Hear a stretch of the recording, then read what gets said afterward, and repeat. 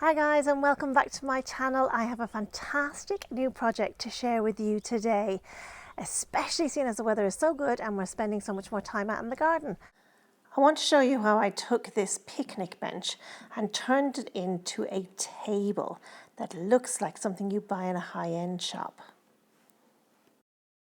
So the first thing I actually did was flip it upside down, take the benches off of it, in fact take the whole thing apart, and put the legs back on but straightened. So I created an actual table as opposed to a picnic bench.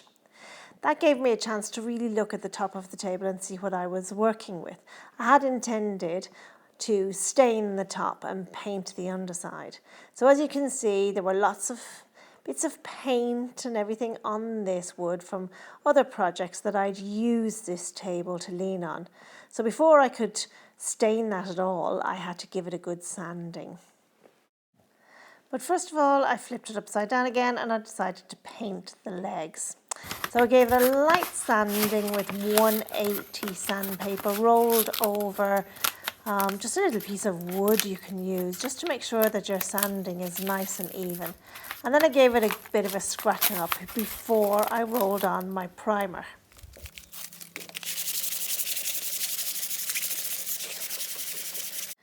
Always use a blocking primer when you're painting pine because the knots will probably, more than likely, bleed through a water-based paint and will come out to greet you when you don't want to see them again.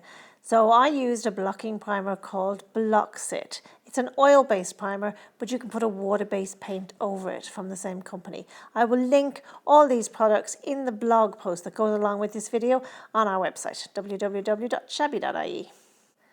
While I was waiting for that to dry, I wanted to quickly run through staining with you because pine is a soft wood and it can sometimes be difficult to get a stain nice and even. So I quickly wanted to run through that with you. So I'm showing you on the back of the table, but this is the procedure you would use when on the top of the table, obviously.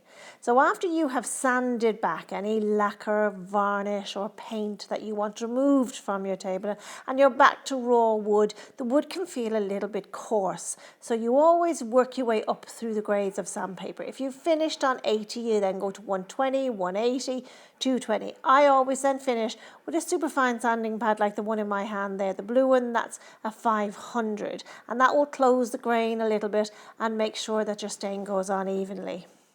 Now here's the perfect example of when you sand and don't. Here I lightly sanded with the superfine sanding pad before I stained, and look how evenly the stain went on.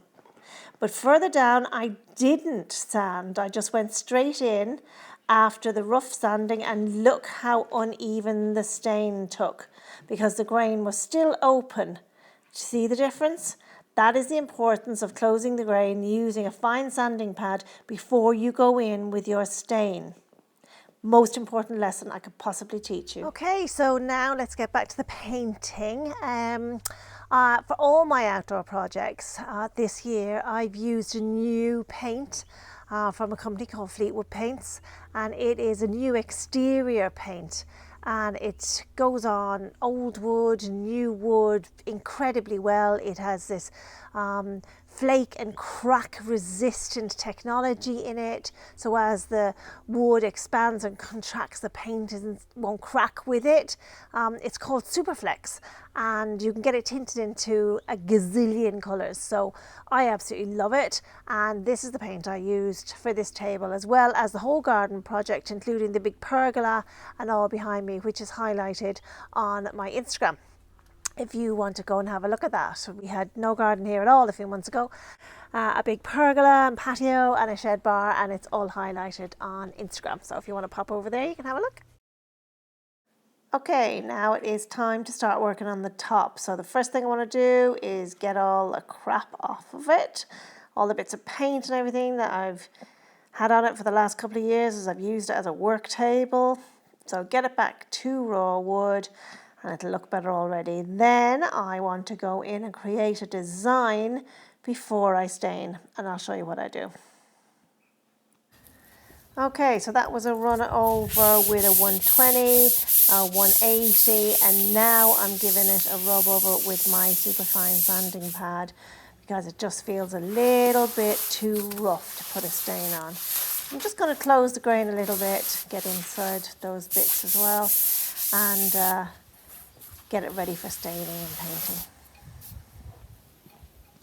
It is much easier to stencil the table before you stain it as opposed to staining it and then putting a paint stencil, because if you mess up the stencil over the stain, you probably might end up taking off the whole stain and everything, and that'd be a real mess.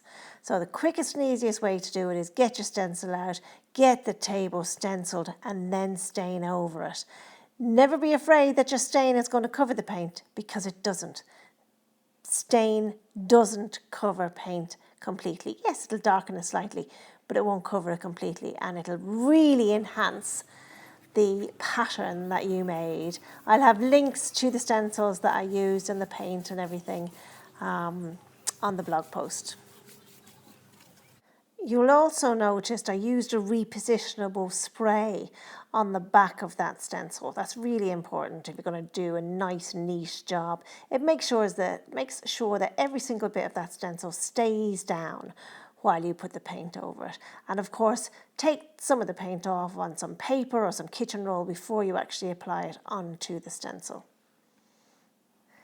Oh my God, how good does that look? I am so happy with this table, I can't tell you. Look at the colour. It is just stunning, and it's a water-based stain, really easy to use. I always apply it with a Gen poly brush, a really, really good poly brush from the United States. I have them on the website. If you're in the United States, they're very easy to get. They apply the stain very evenly, and the varnish again over it. I always use the Gen poly brush because it keeps the varnish really flat. But yeah, look how easy it is to apply this stain. Just beautiful, and enhances the wood. Gorgeous.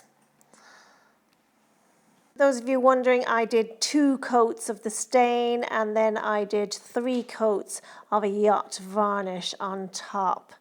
I did 1 coat of the primer and 2 coats of the paint underneath.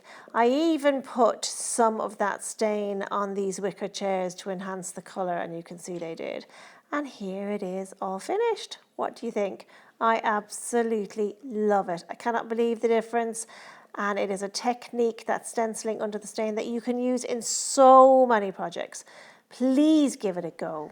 Thanks for watching that, guys. I really hope you enjoyed it. I'm sitting at the table now as I speak to you. I still absolutely love it.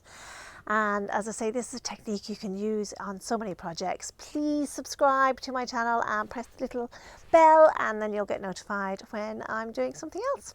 Thanks for watching, guys.